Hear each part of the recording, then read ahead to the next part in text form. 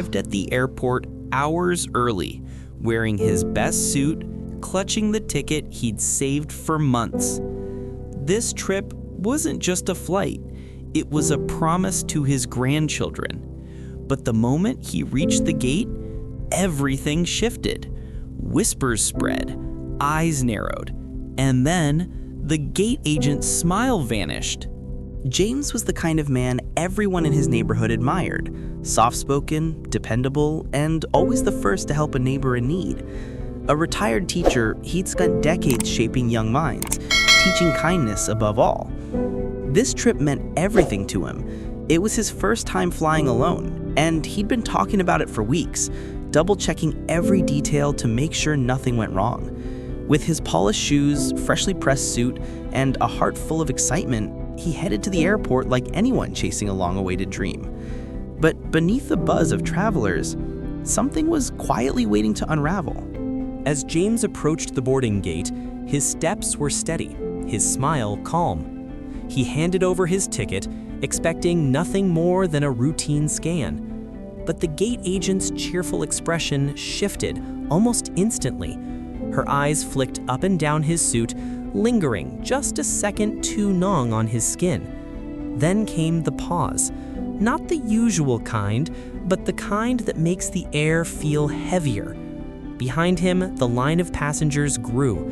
James offered a polite smile, thinking it was just a technical hiccup. But instead of scanning his ticket again, the agent called for a supervisor.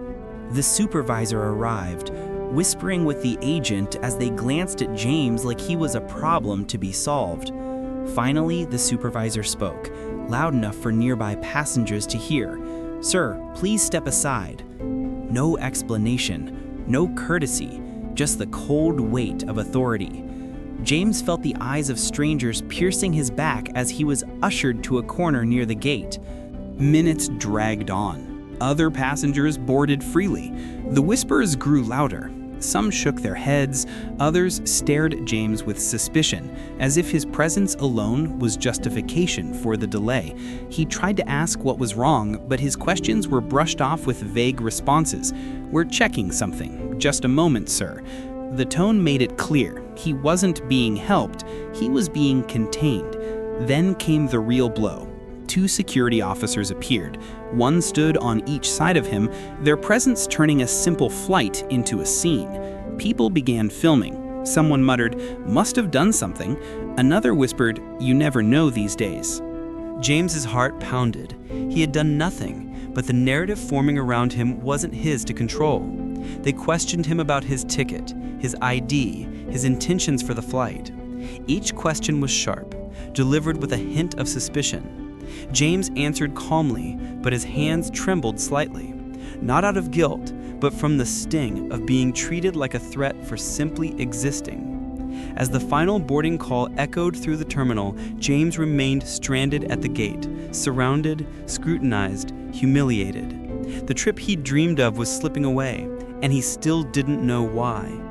And just when he thought the worst had passed, a single announcement over the loudspeaker changed everything.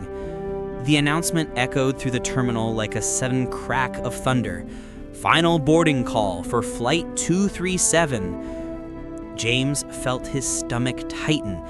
He'd done everything right, arrived early, checked in, followed every instruction. Yet here he was, watched like a criminal, while his flight, his promise to his family, prepared to leave without him. Then the supervisor stepped forward with a forced smile. "Sir, we're denying your boarding for security reasons." No explanation, no apology, just a cold sentence that shattered his world. James's voice trembled as he tried to protest. But why? The answer was silence. The kind of silence that speaks louder than any justification. People began to stare more openly now. Phones were raised, some passengers whispered, others just shook their heads and boarded, leaving him behind like an inconvenient problem. And then came the sharpest cut. A young officer leaned toward the agent, not realizing his microphone was still on. His voice carried through the speaker system. He fits the profile, better safe than sorry. The entire gate froze. James felt the words pierce him like shards of glass. The profile.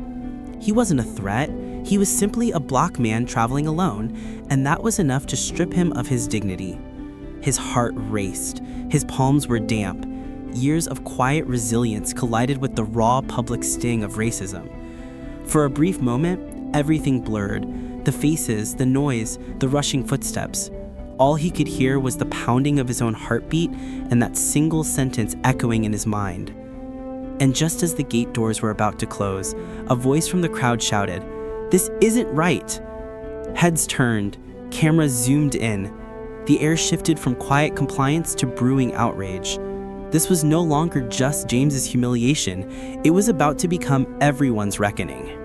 The moment that single voice broke through the silence, more followed.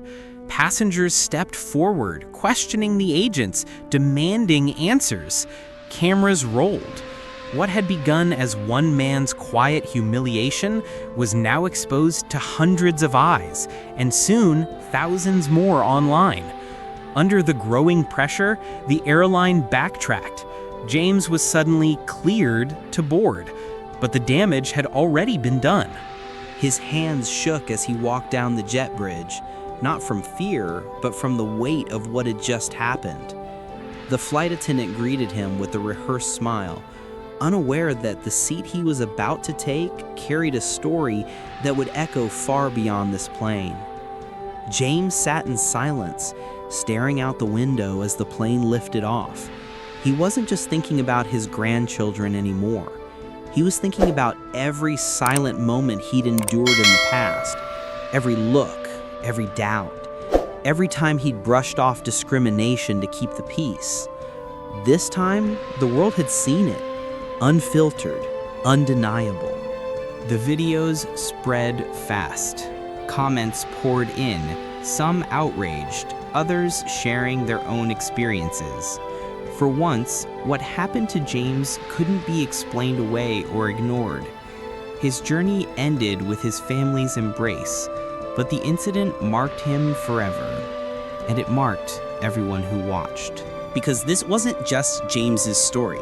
It's a story of countless others who face the same prejudice every day, often without a crowd to witness. The question is, when the next James stands at the gate, will we stay silent or will we speak?